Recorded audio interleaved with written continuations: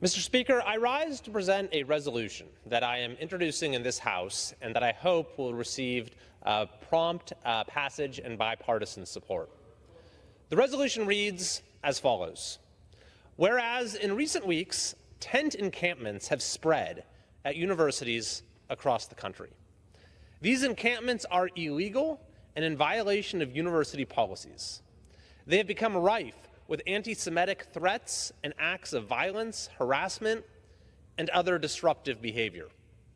Some universities have responded by even-handedly enforcing the law and clearing the encampments. They have emphasized the right of students to protest and express their opinions in innumerable ways while making it clear that acts in violation of the law or university rules will not be tolerated. Other universities have decided to ignore the law and ignore their own policies, allowing encampments and other illegal activity associated with them to grow unchecked for weeks.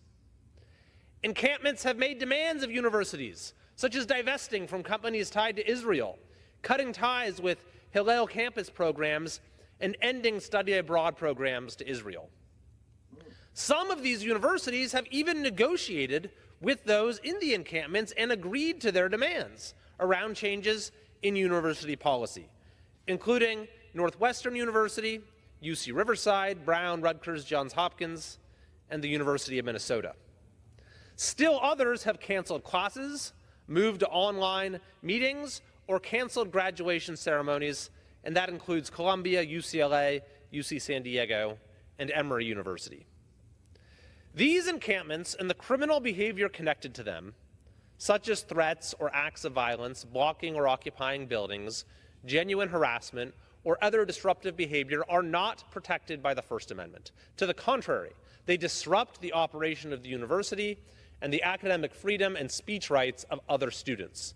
Free speech on campus means universities should encourage free and open expression in speech, writing, listening, challenging, and learning, while never shielding students from ideas the university disagrees with or limiting expression on the basis of content.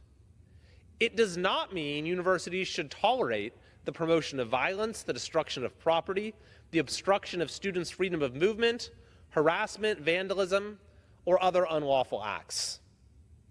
Resolved. The House finds canceling classes and commencement in response to unlawful encampments is unacceptable and unfair to the majority of students. The House condemns any negotiation where a university changes its policy in response to the demands of those engaged in unlawful activity on campus. The House condemns any concessions made by universities based on demands from those participating in unlawful encampments, including ending study abroad programs to Israel, cutting ties with Hillel, and divesting from companies associated with Israel. The House calls on universities across the country to work with local law enforcement to immediately clear tent encampments from university property and restore safe learning environments on their campuses, and further resolves that non-compliant student, faculty, or staff be subject to appropriate consequences. Mr. Speaker, I am hopeful that we can come together and pass this resolution and it can set the right tone for universities across the country. Because by this point, it is clear as day that the wrong approach is to allow illegal encampments to exist on campus and then to keep growing, and growing, as we've seen at UCLA, at USC, at Columbia.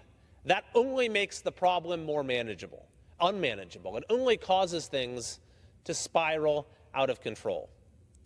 The universities that have taken the right approach have said, you as a student are fully protected under the First Amendment to express yourself on any topic with any opinion you'd like in countless different ways. You are free to do that on our campus. But what you are not free to do is to set up structures on campus to impede other students, to engage in threats or acts of violence, and other unlawful, disruptive conduct that we've been seeing on these campuses. So I'm hoping that this resolution will point in the right direction those universities who have been approaching this problem in the wrong way to the detriment of their students. Now, perhaps the only thing more disgraceful than these illegal pro-Hamas encampments is the way that these universities have catered to them.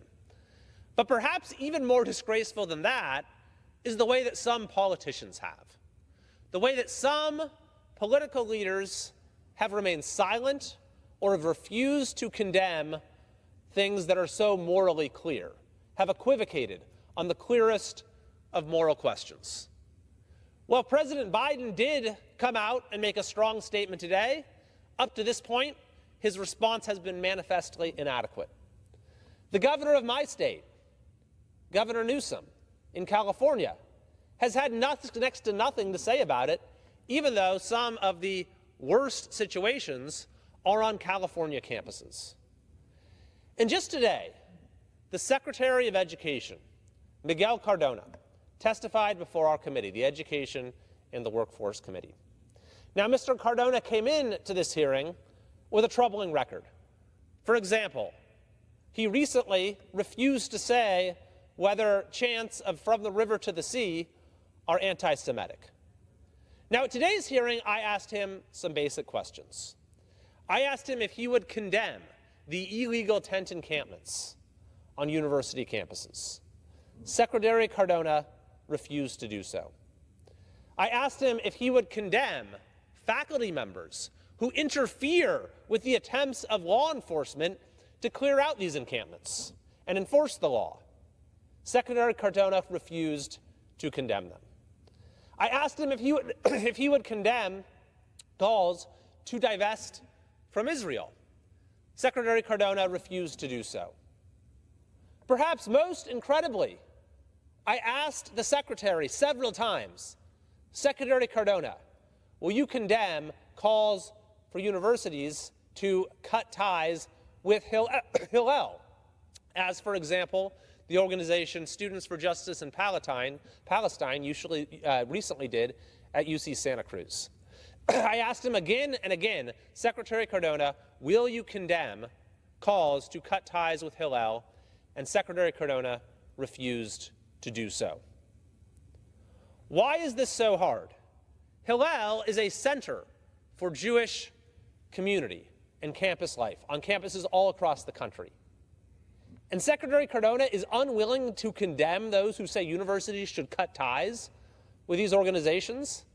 Secretary Cardona is unwilling to condemn these overtly anti-Semitic statements.